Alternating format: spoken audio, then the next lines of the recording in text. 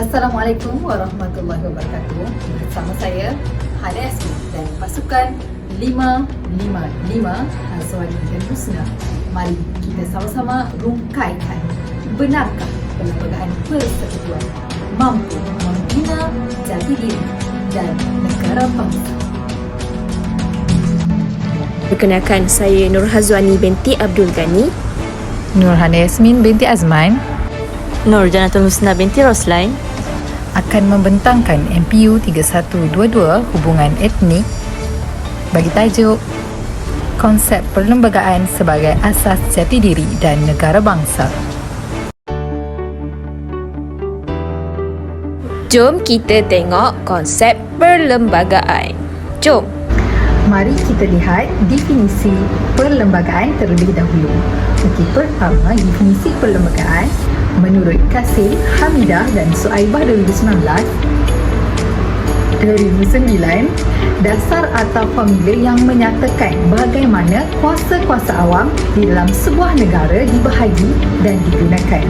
Okey, seterusnya, perlembagaan juga merupakan satu set peraturan berkaitan dengan isu yang menyentuh kepada perkara hak, kuasa dan prosedur serta tanggungjawab di antara satu autoriti dengan autoriti yang lain dan juga antara autoriti dengan rakyat awam. Menurut Nazaruddin Muhammad Jali 2001 dalam Kasim, Hamidah dan Suaibah 2009. Seterusnya, Kamus Dewan edisi keempat 2017 mengatakan perlembagaan merupakan undang-undang atau peraturan negeri dasar pemerintahan negeri. Okey, jadi kesimpulannya yang boleh kita buat, perlembagaan ini merupakan sumber undang-undang tertinggi sesebuah negara yang berperanan sebagai panduan bagi pembentukan undang-undang sama ada di pihak kerajaan maupun rakyat. Mari kita lihat latar belakang atau sejarah perlembagaan itu sendiri di dalam Malaysia. Okey, kita lihat yang pertama, perlembagaan pada tahun 1946. Okey, perlembagaan ini dikenali sebagai Perlembagaan Malayan Union MU 1946. Okey, pembentukan Malayan Union 1 April 1946 memberi peruntukan kepada British bagi mentadbir Tanah Melayu berasaskan kepada cantuman Perintah dalam Majlis Mesyuarat Kesatuan Tanah Melayu dan Perintah dalam Arahan Diraja bertarikh 23 Mac 1946. Dan penubuhan ini disertai dengan perlembagaan yang dikenali seperti saya cakap tadi, Perlembagaan MU Malayan Union 1946. Namun, perlembagaan ini dibatalkan pada 1 Februari 1948 kerana mendapat tentangan daripada Raja-Raja Melayu dan rakyat Tanah Melayu.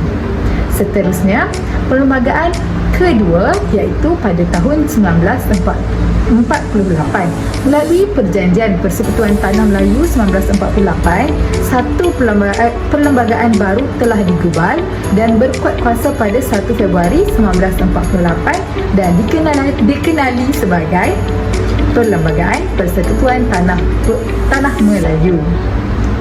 Perjanjian ini menekankan yang pertama, kerajaan pusat di mana diketuai oleh Pesuruhjaya Tinggi British dibantu Majlis Mesyuarat Kerja dan Majlis Undangan Persekutuan, dan seterusnya Majlis Perundangan. Dalam Majlis Perundangan mempunyai anggota rasmi dan sebilangan besar anggota tidak rasmi yang dipilih dan dilantik oleh Pesuruhjaya Tinggi British. Okey, perlembagaan ketiga pula berlaku daripada kemenangan Parti Perikatan dalam pilihan raya 1955, dan ini telah memaksa British mengadakan satu persidangan perlembagaan di London pada 18 Januari hingga 6 Februari 1956. Perundingan ini dihadiri 4 wakil raja dan wakil-wakil kaum di Malaysia, di Malaya, termasuk Ketua Menteri Tunku Abdul Rahman.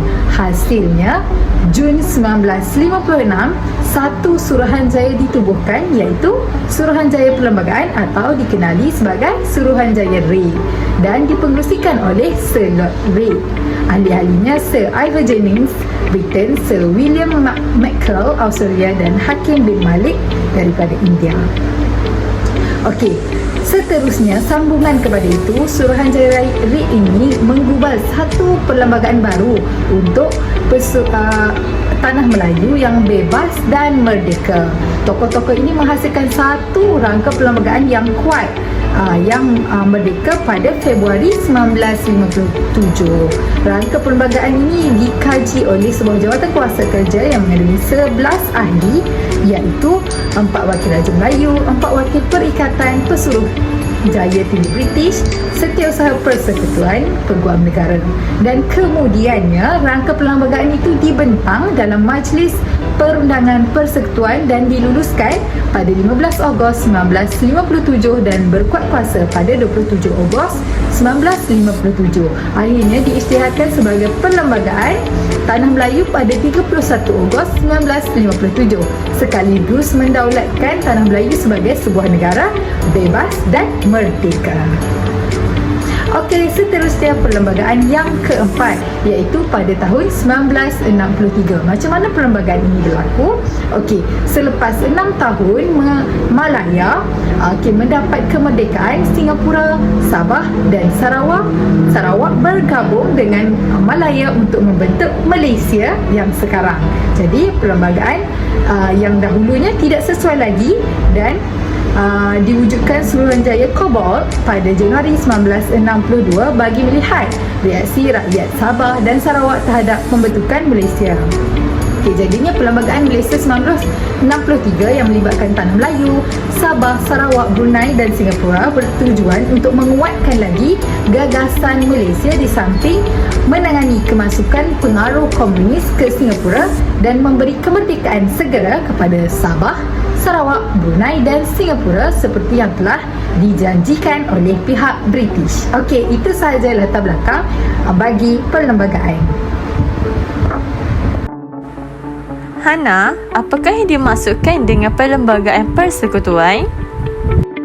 Jom kita rungkaikan.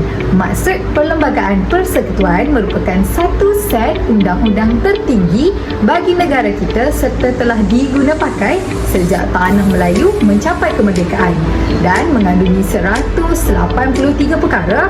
Mana-mana undang negeri yang bercanggah dengan Perlembagaan Persekutuan automatik akan terbatal, dan perlembagaan digubal di Parlimen dengan 3 kali pendengaran atau dalam kurungan perdebatan.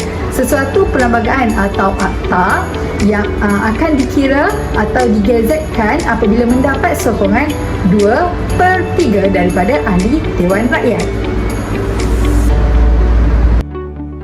Seterusnya, jom kita lihat asas pembinaan jati diri. Mari kita lihat definisi jati diri. Okey, kita pisahkan jati dan diri. Jati bermaksud asli, murni, tulen dan tidak bercampur. Manakala diri membawa maksud seorang atau empunya badan. Okey, ini berdasarkan Kamus Dewan Bahasa dan Pustaka 2017. Jadi kesimpulannya, daripada dua perkataan tersebut, jati diri membawa makna sifat atau keistimewaan sama ada dari segi adat, bahasa, budaya dan agama yang boleh menjadi teras dan lambang kepribadian seseorang individu atau sesuatu bangsa. Jati diri juga membawa makna satu proses jati diri. Konsep jati diri juga membawa makna satu proses kekuatan dalaman diri menurut Arifin 2015. Kekuatan jati diri adalah proses kita memantap dan memantapkan keyakinan diri dan berpegang teguh pada prinsip diri. Tapi sebelum tu Hana, bagaimanakah jati diri dapat dibina melalui Perlembagaan Persekutuan? Nak tahu apa kaitan jati diri dan macam mana dapat membina daripada Perlembagaan Persekutuan? Okey, Perlembagaan Persekutuan ini memelihara elemen tradisi dan elemen identiti negara seperti sistem pemerintahan raja berperlembagaan, bahasa Melayu, agama Islam dan kedudukan istimewa orang Melayu itu tersendiri serta kedudukan Bumiputera. Okey, unsur-unsur tradisi dan identiti negara negara dalam peruntukan perlembagaan persekutuan berperanan dalam membentuk rupa bentuk rakyat Malaysia yang berbilang kaum dan mempunyai jati diri yang sangat kukuh. Kita sebagai rakyat Malaysia percaya bahawa jati diri rakyat Malaysia, kita berpegang kepada bahasa Melayu sebagai bahasa rasmi, agama Islam sebagai agama rasmi dan pelbagai lagi. Asas pembinaan jati diri melalui perlembagaan persekutuan dapat kita lihat ada beberapa perkara dan kami fokuskan kepada 3 perkara penting. Pertama, perkara 152 bahasa Melayu sebagai bahasa kebangsaan. Perkara 153 yang di-Pertuan Agong melindungi keistimewaan orang Melayu dan Bumi Putera, Sabah dan Sarawak. Perkara 3 dan 11, Islam adalah agama persekutuan tetapi agama lain bebas diamalkan. Seterusnya, saya akan menerangkan rasional perkara 152. Okey, yang pertama ialah mudah dipelajari. Mudah dipelajari ini maksudnya dari segi istilah dan sebutan. Seterusnya ialah lingua franca, di mana bahasa Melayu menjadi bahasa lingua franca di Nusantara sejak berabad-abad dulu. Okey, seterusnya yang ketiga ialah menyatukan rakyat. Dekat sini perlunya satu bahasa untuk menyatu padukan rakyat. Maksudnya dekat sini bahasa tu perlu untuk menyatu padukan rakyat kita. Akhir sekali ialah tujuan rasmi, urusan surat menyurat, borang rasmi dan media menulis undang-undang. Sekarang, mari kita lihat perkara 152 bahasa Melayu sebagai bahasa rasmi dalam menyatukan rakyat.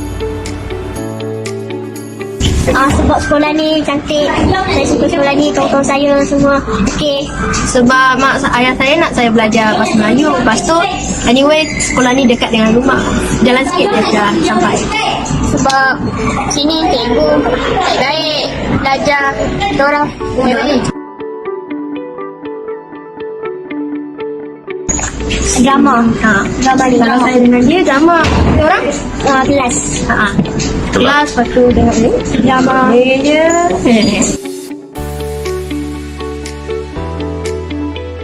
Tolong dia orang. Tak bawa, kalau tak bawa pensel kongsi. Main.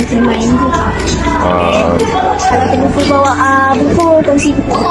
Pinjam buku. Belajar dengan cikgu. Lepas tu cakap pun bahasa Melayu biasa. Lepas tu saya juga sebab hari-hari kena cakap bahasa Melayu. Daripada kalau kita orang cakap bahasa Inggeris, kalau cakap bahasa aku cakap bahasa Melayu tak faham.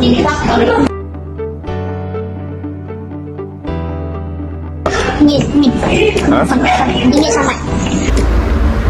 Okey, perkara 3 dan 11. Yang pertama ialah Islam sebagai agama persekutuan.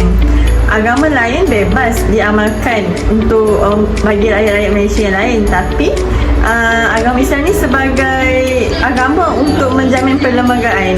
Yang kedua ialah perkara 11.3, setiap kumpulan berhak menguruskan hal ehwal agamanya sendiri. Yang ketiga, perkara 11.4 iaitu setiap orang berhak untuk menganut dan mengamalkan agama masing-masing. Dan yang terakhir sekali ialah perkara 12.4, penetapan agama bagi berumur bawah 18 tahun. Maksudnya bagi rakyat Malaysia yang berumur 18 tahun akan ditetapkan untuk menganut agama apa.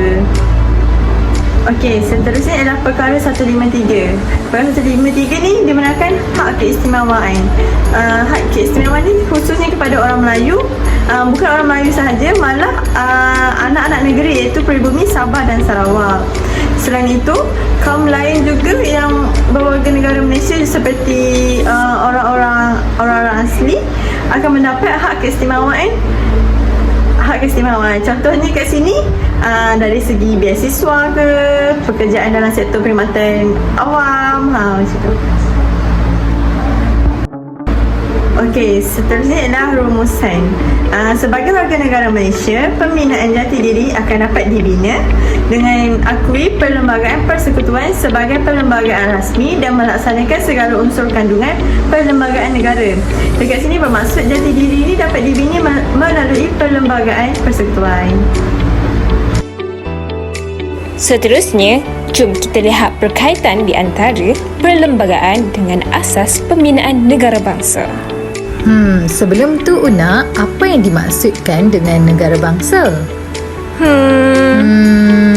Okey, bagi menjawab persoalan yang ditanya tadi. Okey, konsep negara bangsa menurut Abdul Rahman 2001 dalam Rohani 2016 merupakan nation atau komuniti politik yang terbentuk dalam sejarah yang mempunyai ciri-ciri kesinambungan dan juga perubahan. Menurut Intan 1980 dalam Rohani 2016 yang mengatakan bahawa pembinaan negara bangsa merupakan satu proses mewujudkan semangat kenegaraan atau perasaan kekitaan dalam kalangan semua penduduk sesebuah negara.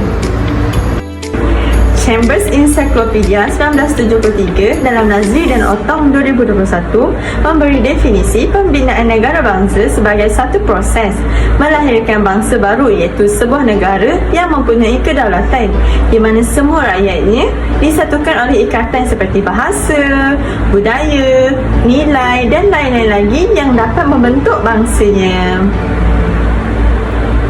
Berdasarkan pendapat yang dikemukakan, dapat dipahami bahawa konsep negara bangsa menjurus kepada sebuah negara yang rakyatnya disatukan oleh ikatan tertentu tanpa dipisahkan oleh sentimen perkauman, keturunan, agama, bahasa, budaya, wilayah dan sebagainya yang boleh membawa kepada perpecahan dan permusuhan. Okey, seterusnya antara syarat utama negara bangsa. Yang pertama, rakyat perlu berkongsi pegangan kepada satu ideologi yang sama. Yang kedua, rakyat perlu hidup bersatu padu tanpa sebarang diskriminasi dan perpecahan antara kaum. Yang ketiga, rakyat percaya dan yakin terhadap sistem pemerintahan dan undang-undang negara. Una tak faham lah. Jom kita tanya Hazwani, bagaimanakah Perlembagaan Persekutuan 1957 dapat membantu pembinaan negara dan bangsa Malaysia? Lah, Una pun tak faham. Apa Menjawab persoalan saudari tadi, perlembagaan itu sendiri merupakan syarat utama dalam proses pembinaan negara bangsa. Sebuah negara bangsa perlu ada perlembagaan yang luhur dan tinggi kedudukannya. Hal ini kerana perlembagaan ini telah termaktub dalam rukun negara sendiri. Okey, jom kita lihat dari aspek kesamarataan yang mana terdapat dua perkara yang telah disentuh, iaitu dalam perkara 8/2 yang mana tidak boleh ada diskriminasi terhadap warga negara semata-mata atas alasan agama, ras, keturunan, tempat lahir ataupun jantina. Dan manakala dalam perkara 8/3 di mana tidak boleh ada diskriminasi yang memihakkan kepada mana-mana orang atas alasan bahawa dia seorang rakyat raja bagi mana-mana negeri. Okey, dapat kita lihat kedua-dua perkara ini menyentuh kepada kesamarataan dalam rakyat Malaysia. Dalam hak kesamarataan ini diiktiraf sebagai salah satu kebebasan asasi, iaitu dari segi bebas memeluk agama, bebas untuk mendapatkan pendidikan, bebas untuk bergaul sosial. Hal ini telah termaktub di dalam Perlembagaan Persekutuan. Perkara ini amat penting bagi mengelakkan berlakunya diskriminasi dan ketidakadilan kepada rakyat, seterusnya dapat membina negara bangsa yang bersatu padu. Okey, jom kita lihat dalam proses pembinaan negara bangsa yang dilihat dari sudut kesamarataan. Dalam peruntukan dalam Perlembagaan Persekutuan, seperti yang kita baca dalam perkara 8/2 dan /3 tadi, tidak boleh ada diskriminasi terhadap mana-mana warga negara berdasarkan agama, kaum, keturunan ataupun tempat lahir. Dan ini di mana kita lihat berkaitan dengan ciri negara bangsa itu sendiri, di mana masyarakat yang bersatu padu dan saling hormat menghormati.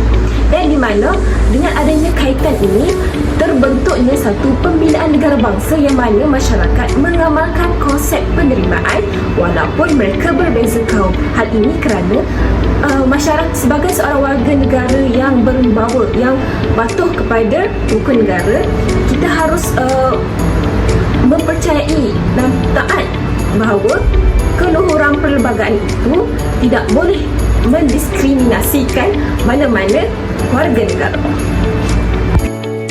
Okey, jom kita lihat dari aspek penggunaan bahasa. Dalam Perlembagaan Persekutuan melalui peruntukan mengenai bahasa Melayu perkara 152 sebagai bahasa kebangsaan adalah merupakan salah satu langkah ke arah membina sebuah negara bangsa. Okey, jom kita lihat bagaimana proses bahasa Melayu sebagai bahasa kebangsaan ini menjadi lambang kepada pembinaan negara bangsa. Okey, dalam proses pembinaan negara bangsa yang kita lihat dari peruntukan dalam Perlembagaan Persekutuan iaitu bahasa Melayu sebagai bahasa kebangsaan dalam perkara 152 yang mana kita kaitkan dengan ciri negara bangsa itu masyarakat berkongsi identiti yang mana dengan adanya dua kaitan ini dia akan membina negara bangsa iaitu masyarakat berkomunikasi menggunakan bahasa Melayu walaupun terdiri daripada pelbagai bahasa ibunda masing-masing. Hal ini kerana warga negara yang patuh itu akan taat itu dengan menggunakan bahasa Melayu itu dalam konteks sosialnya. Okey, sekarang saya akan menunjukkan satu video berkaitan dengan masyarakat Malaysia yang bangga dengan bahasa Melayu sebagai bahasa kebangsaan yang telah digunakan oleh orang luar. Jadi, di dalam video ini, mereka telah yang terdiri daripada Melayu, Cina, India yang telah komen pada Halo semuanya, nama saya Muhammad Jimmy dari Korea. Hari ini saya nak cakap bahasa Melayu. Mungkin saya cakap bahasa Melayu 100% dan mesti sikit-sikit bahasa Inggeris juga. Silakan dengan introduce diri saya dulu. Nama saya Jimmy dan saya sekarang tinggal di Singapura. Saya sekarang belajar various bahasa dengan tentu saja bahasa Melayu. Tolong faham bahasa Melayu saya cakap kalau bunyi kekok. Kerana saya tidak cakap bahasa Melayu selama lama-kelamaan. Bila saya masuk universiti di Kuala Lumpur as belajar exchange, saya dapat belajar bahasa Melayu selama setahun. Actually, saya pergi ke Malaysia untuk belajar bahasa. Okey, kesimpulan daripada pembentangan kami pada hari ini berdasarkan peruntukan utama yang ditekankan dalam Perlembagaan Malaysia iaitu bahasa, agama, hak asasi dan kedudukan istimewa jelas menunjukkan bahawa konsep perlembagaan merupakan asas kepada pembinaan jati diri dan pembentukan negara bangsa. Hal ini kerana telah termaktub di dalam rukun negara iaitu dalam prinsip ketiga iaitu keluhuran perlembagaan yang mana yang kita sebagai rakyat Malaysia haruslah taat kepada apa yang telah diperintahkan itu. Okey, sekian sahaja daripada kumpulan kami.